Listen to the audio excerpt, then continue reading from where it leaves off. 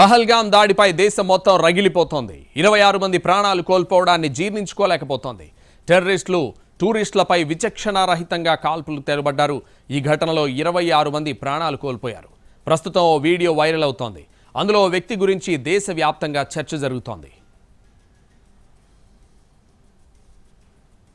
తాజాగా బయటకు వచ్చిన వీడియోలో ఒకవైపు కాల్పుల శబ్దం వినిపిస్తోంది. మరోవైపు జిప్ లైన్ ఆపరేటర్ ముజమ్మిల్ అల్లాహో అక్బర్ ఉన్నారు.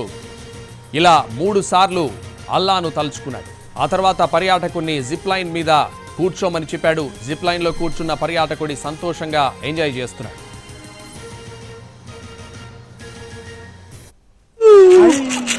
అల్లాహు అక్బర్, అల్లాహు అక్బర్, అల్లాహు అక్బర్. बैठो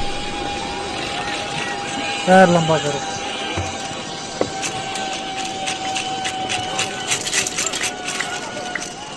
అదే సమయంలో కింద గమనిస్తే కాల్పుల భయంతో పర్యాటకులు పరుగులు పెడుతున్న దృశ్యాలు కనిపిస్తున్నాయి. దీంతో ముజమ్మిల్ పై అనేక అనుమానాలు వచ్చాయి. వీడియోను చూసిన వారిలో చాలా మంది అతన్ని ఉగ్రవాదిగా పొరబడ్డారు. దీంతో అతన్ని జాతీయ దర్యాప్తు సంస్థ అధికారులు విచారించారు. అల్లాహు అక్బర్, అల్లాహు అక్బర్, అల్లాహు అక్బర్. बैठो